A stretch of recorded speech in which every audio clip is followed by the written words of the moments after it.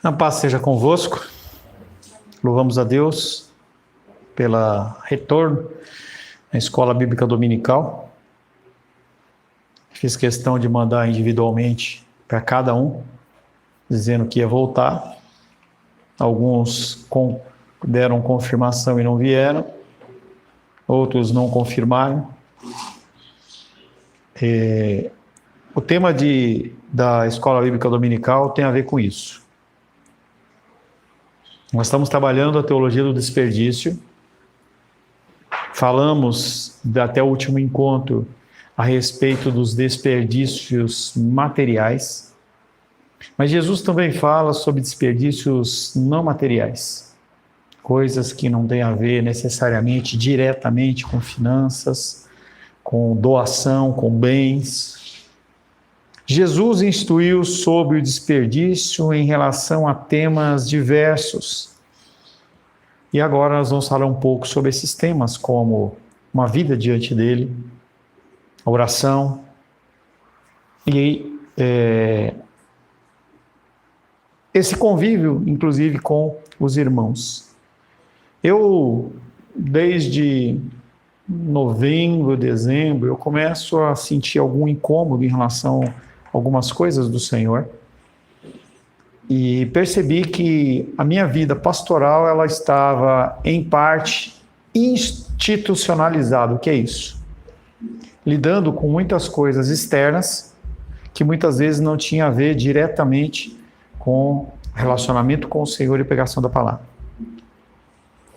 Dezembro se passou, janeiro veio muito forte isso sobre a minha vida, em relação a realmente o que nós estamos fazendo com o nosso tempo.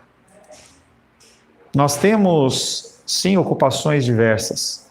Nós vivemos num mundo que demanda que a gente use do nosso tempo para resolver uma série de situações. Situações de escola, situações de trabalho, situações familiares. E temos deixado de lado o relacionamento com o Senhor. É muito fácil as pessoas elas se dedicarem às coisas que são urgentes. Você está na sua casa e você vê um vazamento de água, naquele momento você para o que você está fazendo e você vai lá para resolver aquele vazamento, porque você já mensura danos que possam haver através da água, seja num móvel, seja numa pintura, alguma coisa assim, e também um consumo exagerado de água. Você está lá andando com o seu carro e você ouve um barulho, você fala, poxa, eu tenho que tentar ver o que é esse barulho. Pode gerar um dano maior numa peça mais cara e você para o que você está fazendo e vai fazer.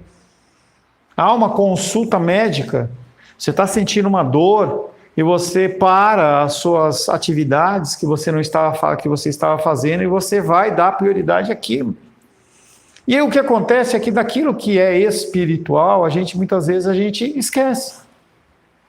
A gente olha para as coisas espirituais como se fossem coisas que pudessem ser colocadas em segundo plano. O que é esse segundo plano? Ontem eu estava colocando meu celular para carregar repetidamente e ele carregava um pouquinho, daqui a pouco dava sinal. Menos de 20%. Falei, deve ser o carregador. E eu fui lá, coloquei de novo. Daqui a pouquinho, menos de 20%.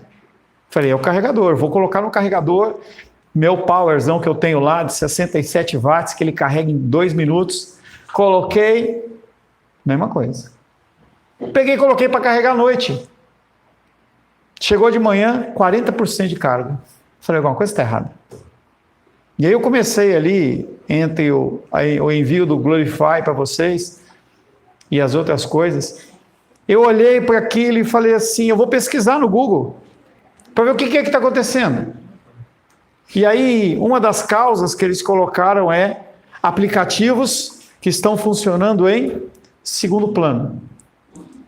Quando você abre o teu celular e você entra no WhatsApp, você entra no YouTube, você vai entrando nos aplicativos, o que acontece é que o teu celular, ele começa a abrir novas abas.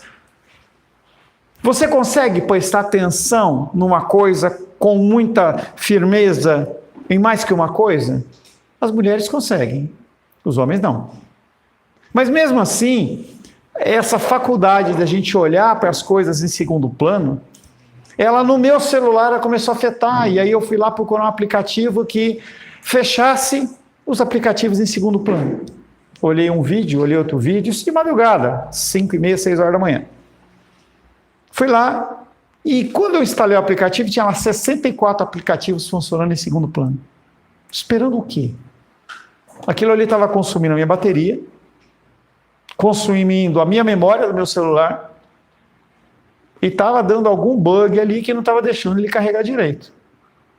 Zerei ele, coloquei para carregar, 2 minutos estava carregado. Por que eu estou te trazendo esse exemplo? Porque a gente permite que as coisas que são urgentes, elas ocupem de tal maneira a nossa vida que a gente não dá conta das coisas mais importantes. Você deve ter um monte de tela aberta. Final do culto, semana passada, Felipe falou para mim assim, eu preciso conversar com você. Aí quando foi na segunda-feira, eu mandei mensagem e falei assim, você falou que queria conversar comigo. Preciso, mas agora eu estou ocupado. Era uma coisa urgente ou era uma coisa importante? É ele que sabe. E vocês sabem muito bem que eu não estou falando isso nem para acusar, não é nada disso. É para exemplificar de uma maneira muito tranquila e clara que a gente, muitas vezes, a gente deixa de resolver aquilo que é realmente mais importante na nossa vida, dando vazão para aquilo que é urgente. As coisas do Senhor, e eu falei no comecinho, quando não estava a maioria das pessoas, as coisas do Senhor, elas têm ficado em segundo plano, porque, apesar de não ser um demônio, essa indústria do entretenimento, ela está aí para nos atrapalhar. Diz para mim que dá para começar a ver o vídeo que o Felipe fez lá, das flores, lá na rua, sem ver até o fim. Então, ele vai lá, posta o vídeo, um vídeo interessante, eu começo a assistir, aquilo faz com que a minha visão, ela saia do que é mais importante para aquilo que eu estou entendendo que é mais urgente. E é exatamente o objetivo dele, para conseguir novos clientes. Mas quando nós falamos das coisas do Senhor, nós temos que tomar um cuidado muito grande. E essa escola dominical que nós estamos abrindo, ela vai tratar basicamente sobre questões que são mais importantes e não são tão urgentes assim. Oração. Mateus capítulo 6, versos de 5 a 14. Você vai perceber que nós vamos trombar, digamos assim, com vários textos que nós já tratamos ou estamos tratando dentro do nosso culto noturno. Não há problema nenhum. A palavra de Deus ela é interessante, Mateus capítulo 6, versos 5 a 14. É interessante porque a palavra ela se completa, a palavra ela se renova. Mateus capítulo 6, versos 5 a 14, 2 versículos cada um, começando pela Luísa. E quando orardes, não sereis como os hipócritas, porque devem orar em pé nas sinagogas e nos cantos das praças, para serem vistos e famosos. Em verdade, vos digo que eles receberão recompensa. Tu, porém, quando orares, entra no teu quarto e, fechada a porta, orarás a teu Pai, que está em secreto, e teu Pai, que vem em secreto, te recompensará. E orando, não useis nas repetições como os gentios, porque presumem que pelo seu muito falar serão ouvidos. Não vos assemelheis, pois, a eles, porque Deus, o vosso Pai, sabe o de que tendes necessidade antes que lhe peçais. Portanto, vós orareis assim: Pai nosso que estais no céu, santificado seja o teu nome. Venha o teu reino, faça-se a tua vontade, assim na terra como no céu. O pão nosso de cada dia dá-nos hoje, e perdoa-nos as nossas dívidas, assim como nós temos perdoado aos nossos devedores. E não nos deixeis cair em tentação, mas livrai-nos do mal, pois teu é o reino, o poder e a glória para sempre. Amém. Porque se perdoardes aos homens as suas ofensas, também o vosso Pai Celeste vos perdoará. A oração, ela pode facilmente transformar-se em uma prática religiosa sem valor, seja para Deus, seja para aquele que pede. Quando nós olhamos a questão da oração, primeiro tem as pessoas que não oram. Não oram, não têm a prática de orar. Pode ser que ela ore quando está no desespero, está pegando fogo em alguma coisa, a pessoa ela vai realmente orar. Mas tem as pessoas que não oram, tem as pessoas que oram, mas oram de uma forma vã, oram de uma forma sem pensar naquilo que está sendo falado, fazem de uma forma mecânica, e existem aqueles que realmente oram, buscando a face de Deus, aqueles que realmente querem conhecer a figura do Senhor. O começo desse texto, ele vem trazendo, e quando orares, primeiro, não é um pedido. Ele não está falando para você, ore quando você puder, ore quando você quiser, ore quando você estiver com desespero.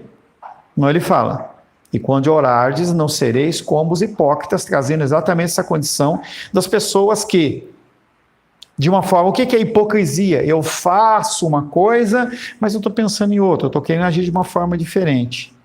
A gente via a figura dos religiosos, porque eles funcionavam da seguinte maneira, eles não oravam nos seus lares, eles faziam questão de orar de uma forma pública. Não há problema de orar de uma forma pública. O problema é você orar de uma forma pública, de uma maneira o quê? Hipócrita.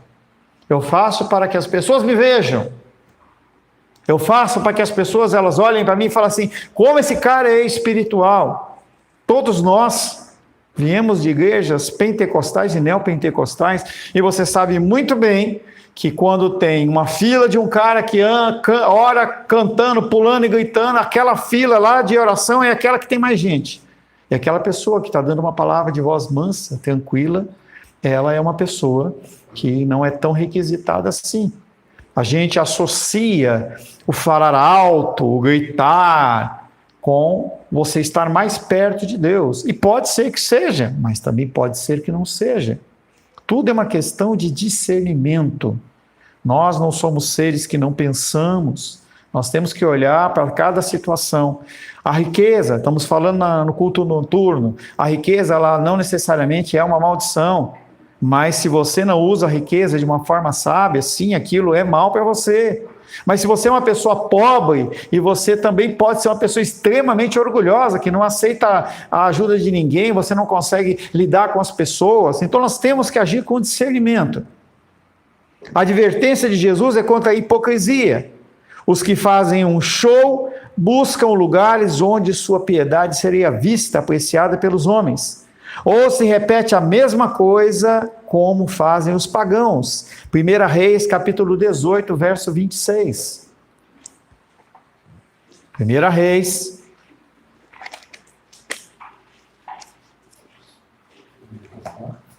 (18, 26). Uma passagem conhecida. 1 Reis, capítulo 18, verso 26. Tomaram o novilho que lhes fora dado, prepararam e invocaram o nome de Baal, desde a manhã até o meio-dia, dizendo: A Baal, responde-nos. Porém, não havia uma voz que respondesse. Manquejando, se movimentavam ao redor do altar que tinha feito.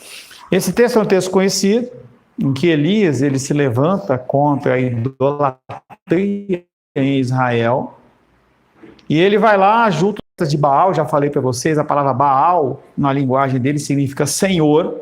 Então, os israelitas eles chamavam aquela estátua de Senhor, ao invés de Deus chamar de Senhor.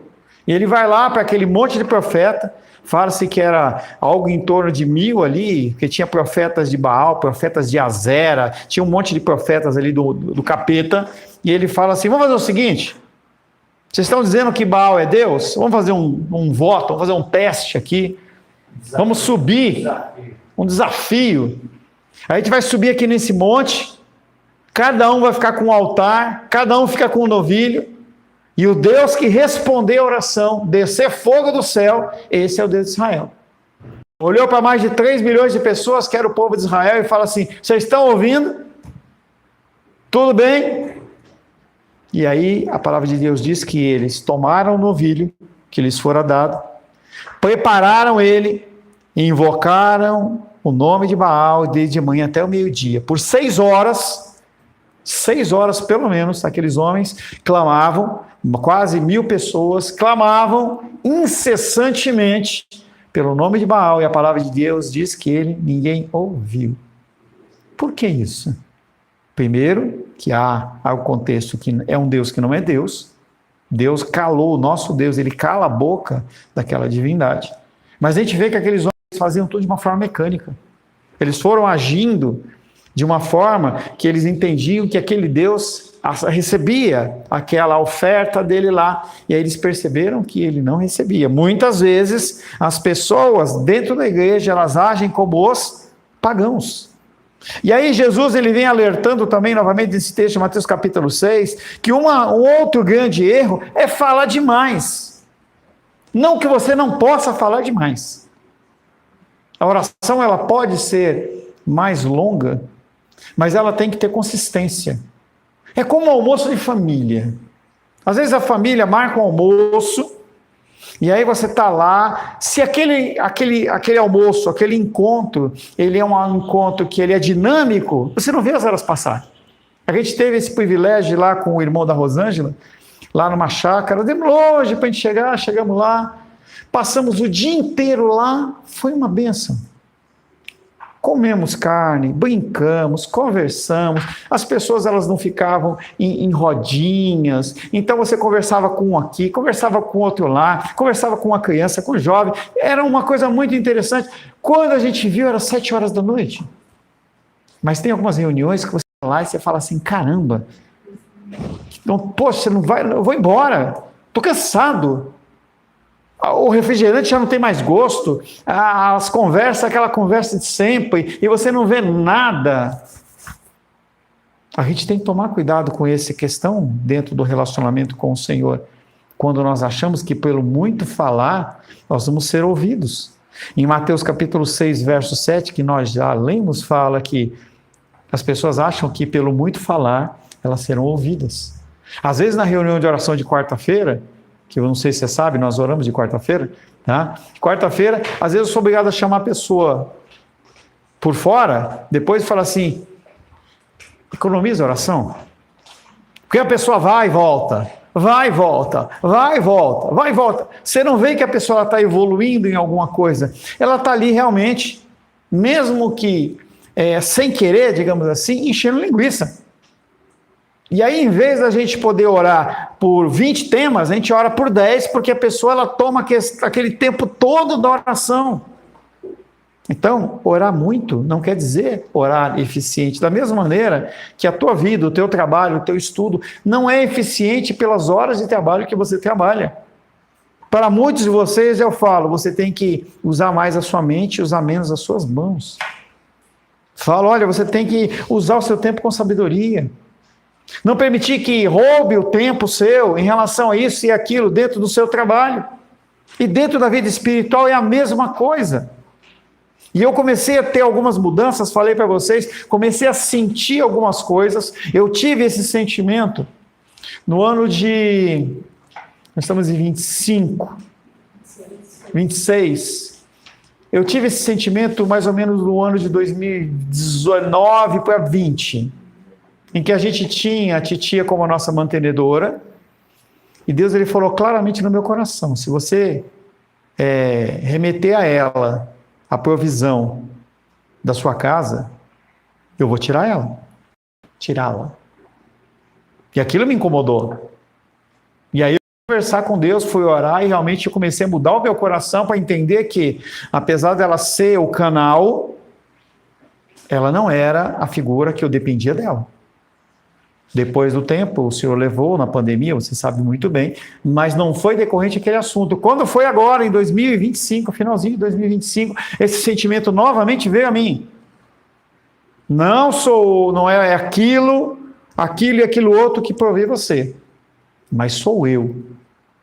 Ajeita a tua casa. E aquilo começou a me incomodar em dezembro, eu vim administrando isso, até que agora, por volta do dia 2, 3 de janeiro, aquilo me impactou, e eu falei, eu vou mudar isso. E eu comecei a mudar os meus horários, aumentar meu tempo de oração, de leitura, comecei a buscar mais a face do Senhor, porque eu não quero passar por esse vale doleiro, não. Porque se Deus precisar quebrar, Ele quebra. Ele não está preocupado com a tua satisfação na sua vida secular. Ele não está preocupado com a sua empresa. Ele não está preocupado com as suas demandas. Ele está preocupado com a tua vida eterna.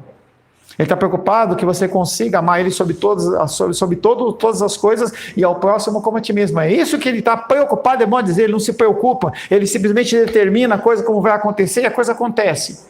Não entre em guerra com Deus. Davi falava assim, dura coisa é cair nas mãos do Deus vivo. Estava dando um aconselhamento na quarta-feira, na quinta-feira, para um casal. E aí eu falei para o casal, para o rapaz assim, estava fazendo pela internet. E ele saiu do trabalho dele, e ele começou com uma série de frentes. E eu olhei para ela e falei assim, como é que está a oração? Ela falou assim, tá bem, eu estou orando, tal, estou lendo a palavra. Eu falei assim, mas e aí, né? E você, fulano? Eu falei, sabe como é que é, né, pastor? Ocupação. Eu olhei para ele e falei assim diz o Senhor. Ou você muda isso na sua vida, ou Deus vai quebrar todos esses planos. E ele arregalou o olho desse tamanho assim, eu falei, eu não estou brincando, estou falando com você. Você tem que usar na sua vida o seu tempo de leitura da palavra. Você é um administrador de empresas. Você é uma pessoa que trabalha com organização, logística. Você tem que encaixar na sua rotina a leitura das Escrituras Sagradas. Tem que encaixar. Não tem conversa. Não tem conversa. Você tem que encaixar. E eu falei para ele assim, você fica ligado com isso. Fica ligado com isso. Jesus está trazendo esse contexto exatamente sobre essa ótica, em Mateus capítulo 6, de 15 a 14, falando sobre a importância da oração. E que quando você não usa o teu tempo com sabedoria na oração, isso é desperdício. É desperdício. Se você começa o seu dia sem oração, você desperdiça. Da mesma maneira que eu vejo que vocês comentam, eu compro, hoje eu estava falando com a Vânia, e aí às vezes foi comprado muitas flores, e aí não conseguiu dar vazão para a vida das flores, as flores murcharam e jogou fora. É a mesma coisa. Porque quando você tem a direção de Deus, o que acontece é que você resolve as coisas com muito mais rapidez, sabedoria e eficiência e eficácia. Muito mais rápido. Qual é o grupo evangélico que não inclui oração em sua liturgia? Muitas igrejas. Não tem oração. A pessoa não ora, a pessoa não incentiva a oração. O próprio pastor, ele não tem uma vida de oração. Oração se inclui naturalmente na adoração, que é o próximo tema que nós vamos falar. Como que eu posso adorar o Senhor se eu não oro? Como que o Felipe pode vir aqui ministrar o louvor, junto com Rayane, Moisés e Carlos e Helena, se não há oração? Sabe o que vai acontecer? Eles podem ter a voz melhor do mundo, mas esse louvor não chega a Deus. Não vai nem tocar no seu coração. E se não toca no teu coração, você acha que vai tocar no coração de Deus? É aquela conhecida palavra que diz da oração que não passa do teto. O louvor, ele fica aqui, ele pode ser lindo e maravilhoso, mas ele não chega em nada, porque não houve aqui uma preparação de oração. Às vezes o Felipe olha para mim e fala assim, está aqui na Santa Ceia, ele fala assim, eu posso parar aqui para tocar? Eu falei, não, a tua função é aqui agora. A tua função espiritual é aqui. Porque nós temos funções espirituais dentro do reino de Deus e na nossa família. Jesus não condena a repetição dos pedidos ou a longa adoração da oração, e sim a questão de você orar e orar e orar e orar sem nenhum sentido. Nós podemos ficar aqui falando e não tem nenhum sentido. Cultos e cultos em que as pessoas entram e não tem sentido nenhum, elas ficam vazias. Você entra na igreja, sai da igreja e não mudou nada. Talvez você tenha ficado emocionado, talvez você tenha chorado, mas mudou alguma coisa realmente na sua vida? Espero que naquele aconselhamento que eu dei na quarta-feira, aquele homem ele tenha entendido aquilo E ele tem ouvido, porque senão aquilo foi o quê? Desperdício. Jesus, ele vem falando sobre essa questão da repetição, e ele repete a oração no jardim do Getsemane. Ele também estendeu a sua oração noite adentro, Lucas 12.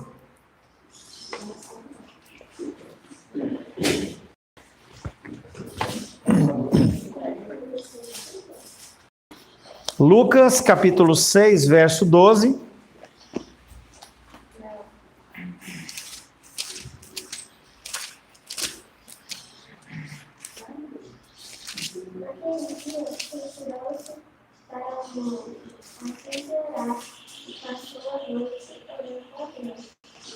Naqueles dias retirou-se para o monte Jesus, retirou-se o monte a fim de orar e passou a noite orando. A noite ela começava às 18 horas e ela ia até 6 da manhã. E ele orou sem cessar. Ou seja, orações longas não é problema. Mas qual que é o teor dessa oração?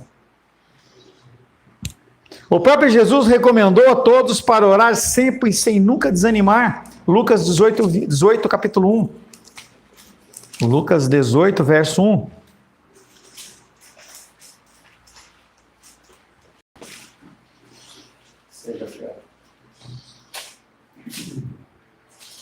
Disse-lhe Jesus uma parábola sobre o dever de orar sempre e nunca esmorecer. E aí ele vem contando a parábola do juiz iníquo, que é a condição daquele homem que de tanta pessoa insistiu, o juiz que estava enrolando para dar a resposta da causa, ele vai lá e age. Nós temos que orar sem esmorecer, ou seja, sem parar de fazer. O que caracteriza a oração como desperdício é o momento em que as palavras são pronunciadas sem pensar seriamente a quem se dirige e o que se fala. Nós já falamos da questão do que você está falando. O que você está pronunciando? Mas muitas vezes nós esquecemos com quem nós estamos falando. Parece que nós estamos falando com o chapa, o brother. Repreendi uma pessoa essa semana falando para ela, falou assim, olha, você tem que tratar as pessoas com respeito. Respeito. Pessoas mais velhas, elas têm que ser chamadas de senhor e senhora. Eu falei. E a pessoa ficou boladinha. Era satisfação. Mas a pessoa entenda que o André é pai do Felipe e da Esther. Ele não é o brother, não é o chegado, não. Por isso é tão bonitinho quando vocês tratam com o negócio de bênção. É legal isso aí é respeito. É algo que vocês têm que preservar nas gerações que vocês têm aí. O Gabriel está meditando, André, não atrapalha ele. Ele está com a cabeça baixa, ele está meditando. Você está fora do espiritual aqui nosso, e aí você está atrapalhando a meditação dele, que nem o Pedro, aquele dia lá que ele estava meditando, entendeu? Então a gente tem que entender que a gente tem que ter respeito pelas pessoas. Eu não sou seu chegado, eu sou o seu pastor. Apesar da gente brincar, eu sou seu pastor. Tem uma figura de autoridade aí que tem que ser respeitada. Tanto que vocês veem, eu já dou sempre esse exemplo. Isso aconteceu com todas as crianças, mas a bola da vez é o Joaquim. O Joaquim começa, eu falo, Joaquim, silêncio, ele para. Por que isso? Eu nunca bati nele. Nunca gritei com ele. Por que ele obedece? É a esfera espiritual que tem de autoridade. Então, muitas vezes nós esquecemos com quem nós estamos falando. E nós temos que entender que nós estamos falando com o Rei dos Reis, o Senhor dos Senhores, o Altíssimo. Como o André falou outro dia, que eu gostei bastante, o Magnífico. Nós temos que entender com quem nós estamos falando. Se Deus não é supremo, se os pedidos não se fazem com seriedade, se não há forte desejo que Deus responda às súplicas, provavelmente o ritual de oração que você tem não passa de uma prática religiosa sem proveito nenhum. Se você não sabe com quem você está falando, se você ora sem acreditar que aquilo vai realmente acontecer, se aquela repetição sua você faz mais por fazer, desperdício. É apenas um ritual. É algo que eu tomo cuidado em relação à nossa casa e à nossa igreja, exatamente isso.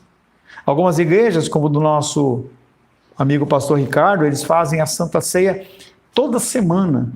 Mas se você não tomar cuidado com a Santa Ceia toda semana, você pode fazer o quê?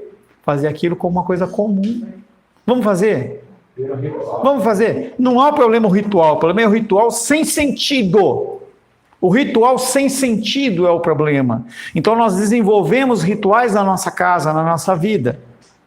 Então você tem na sua casa, com a sua esposa, com o seu marido, com seus filhos, coisas. Por exemplo, eu tenho um ritual na minha casa que é terça-feira é o dia da pipoca. E aí quando chega no dia que é eu ou que é a Luísa, eu olho para a Luísa e falo, pipoca! Pipoca! Entendeu? É um ritual nosso. Em que ela vai e faz, ou eu vou lá e faço. A gente tem que ter esses rituais. E eles não podem ser sem sentido. Não é simplesmente o dia que a gente vai comer pipoca. É o dia que a gente brinca junto, entendeu? Em que eu tô lá com arroz. São rituais que a gente... Mas tem que ter sentido. Senão fica sem sentido. A prática de você sair... Estava falando com o arroz esses dias, essa semana... em que toda sexta-feira a gente procura estar junto, sair, e a gente entende que é importante, mas aquilo não pode ser, vamos sair por sair. Não, tem que sair porque tem um propósito. A gente vai sair porque é importante a gente estar junto, a gente poder sentar, a gente poder conversar, a gente poder dar risada. Não é o pastor Paulo com a irmã Rosângela, é o Paulo com a Rosângela, a gente brinca, a gente conversa, a gente fala mal da roupa das pessoas que passa, entendeu? É aquela coisa, você olha assim, estava no parque ontem, olha lá, a mulher com cabelo roxo, com a roupa roxa, fala assim, olha lá, parece uma uva, entendeu? São momentos que você tem que ter. E com o Senhor é a mesma coisa. Não é porque era gorda? Hã? É porque era gorda? Não falei nada de gorda. Gorda ficou por sua intenção. Eu falei só do cabelo e da roupa, tá? Toda a meditação na metade. Não, é só uma parte, tá? Então a gente tem que entender que o ritual que nós temos diante do Senhor, primeiro que nós temos que criar um ritual. O hábito. Se você não estabelece um hábito de ler a palavra, de orar, você não vai orar nunca. Para mim é um hábito. Eu criei o hábito de acordar 5:30 da manhã. Sexta-feira é o meu dia de descanso. Mesmo assim, Por quê? Eu estou acostumado. A gente tem que criar esse hábito, mas não pode ser um hábito criado apenas por ser criado. Parece muita ironia que a oração modelo que o nosso Senhor Jesus ensinou aos seus discípulos, ela seja repetida milhares de vezes todo domingo. E provavelmente, na maioria das vezes, sejam vãs repetições. Há problema em você orar a oração do Pai Nosso? De maneira nenhuma, pelo contrário. É melhor você orar o Pai Nosso do que ficar com aquela baboseiraiada que você começa a falar lá, simplesmente porque você aprendeu meia dúzia de palavras, ouviu alguém falar em línguas, outro em hebraico e tal. É melhor você orar a oração do Pai Nosso, mas você tem que entender o que está sendo falado lá. Porque você não é tolo. As pessoas que são tolas, elas estão voando, pois não prestam atenção em nada, está dormindo. Você está falando uma coisa urgente, a pessoa está com a cabeça baixa olhando no celular, está vendo isso, está vendo aquilo. Você não é tolo. Eu, com nossos 10 anos de caminhada, claro que nem todos estão com 10 anos, mas com a nossa caminhada, você já tem que ter desenvolvido na sua vida esse discernimento de você não ser uma pessoa tola. Tolo, aquela pessoa que está assim, perdida, não consegue, você fala uma coisa, a pessoa está perdido. Vãs repetições, quantas vezes nós fazemos as coisas em vãs repetições? Namorados, quando estão se conhecendo, aquele fogo, aquela paixão, tal, aí depois fica aquele beijo xoxo, muitas vezes beijo na testa. Eu lembro do meu pastor lá de São Paulo que ele fala assim, quando o casamento, ele começa, o marido dá um beijo na testa da mulher para sair, aí a coisa está ficando complicada. Onde está o amor? Onde está aquela, como o André falou várias vezes hoje, né? Aquele fogo que arde. Onde está isso? A gente não tem que deixar se perder isso em nada, em especial dentro do relacionamento com o Senhor. O tempo de oração tem que ser algo precioso, tem que ser algo que você almeje, em que você está orando e fala assim, caramba, já orei 1 hora. Não é marcar e falar assim, poxa, eu estou aqui, marquei 15 minutos, poxa, ainda falta 10, caramba, aí você fica naquela luta desganhada. Por quê? Você não desenvolveu um hábito. Não é um prazer para você conversar com Deus. É muito mais uma lista de compras que você coloca lá. Deus, eu preciso disso, preciso daquilo outro, eu quero isso, quero aquilo outro. Ó, Deus, não esquece daquilo. Não que isso não faça parte, já falamos isso. Mas você não pode não fazer só o relacionamento só com isso. Às vezes eu mando para vocês lá, ninguém comenta, nem dá risadinha, nem coloca carinha, nem nada. Outro dia eu postei lá no grupo da igreja, coloquei lá o cara cortando uma carne assada, maravilhosa, e o cara falava no fundo, você faz essa carne e você não lembra de me chamar. Mas quando precisa, pega o telefone e liga. É assim que a gente tem agido com Deus. A gente tem que mudar essa forma de agir, esse comportamento. É fácil imaginar a inutilidade da repetição de palavras impensadas. A gente vive dentro do contexto nosso aqui de Flores, na maioria das pessoas, em que Dia das Mães está chegando, Dia dos Namorados, Dia da Mulher, e aí você não deu atenção, já falei isso várias vezes, você não deu atenção para sua mulher o ano inteiro. Aí você acha que você compra um chocolate para ela, compra uma cestona bonitinha lá, entrega para ela e está tudo certo. Não está tudo certo. Presente de aniversário, presente de Natal, presente das mulheres, dos namorados, do raio que o parta, não vai mudar uma situação se não há uma constância. Aquilo ali tem que ser apenas uma cereja do bolo. Olha, além da minha esposa, do meu marido fazer isso, além disso, ele age dessa maneira. Aquilo ali é a cereja do bolo. E nós temos esquecido disso. É fácil imaginar a inutilidade da repetição de palavras impensadas. O nosso coração, quando nós entramos na oração, muitas vezes ela tem uma sequência de oração. É que você nunca fez esse teste, mas eu já fiz. Numa reunião de oração, e aí dentro da nossa reunião de quarta-feira, vai lá, fulano, beltrano, ciclano, tal, quando volta. Aí eu passo um outro tempo para a pessoa ela parece que tem toda a oração pronta na cabeça, ela tira doença e coloca missionários. A oração é a mesma. A pessoa nem pensa no que ela está falando. Já contei para vocês que algumas vezes, eu lembro do nosso falecido irmão Cláudio, que a gente estava numa reunião de oração lá na outra igreja, e aí a irmã falou assim, vamos orar pelo fulano que está com câncer, e ele deu aquele gritão dele, glória a Deus! Eu falei, pessoal, como assim glória a Deus? O cara nem está pensando no que está sendo falado. Palavras impensadas. Pedidos que na realidade nada almejam, senão bênçãos. Às vezes a gente acha que o nosso Deus ele é gerente do BNH, ou dono de uma concessionária de carros, ou caminhão, sei lá, a gente acha que Deus ele tem isso, entendeu? Então a gente vai a ele simplesmente para isso. Que coisa mais chata quando as pessoas vêm a nós apenas para pedir coisas. Às vezes as pessoas vêm para a gente, só vêm e lembram da gente quando precisa de algo. Eu não ajudo em nada, mas eu quero a minha parte. E eu não fiz nada. Um caso emblemático, que eu não lembro nem se contei para vocês, quando a titia faleceu, e ela havia feito o testamento dela, e ela colocava a minha família como beneficiária do apartamento, o afilhado dela, filho do irmão dela, me ligou um dia depois e falou assim, com essas palavras, eu não quero saber se ela morreu hoje, amanhã ou mês passado, eu quero a minha parte. Corações endurecidos que acham que eles são o centro das coisas. Nós não podemos ir a Deus apenas achando que Ele é unicamente a nossa fonte de bênçãos. Esse tipo de oração não é um desperdício. É por isso que muitas vezes eu falo para você, às vezes é melhor você ficar no mundo do que você estar na igreja. Porque se você está na igreja e você não entende isso, você está gastando o seu tempo. Você vai morrer e você vai para o inferno. Nem as memórias de uma vida depravada nessa terra você vai ter. Porque você viveu uma vida religiosa. A pior vida que tem é a religiosa. A pessoa que está mundana, nós estamos chegando, infelizmente, ao carnaval. Estava falando com a Rô, vai ficar muito limitada as nossas saídas, porque todo lugar é aquela baixaria, aquela porcaria, a gente acaba ficando em casa, porque não dá para compactuar com esse tipo de coisa.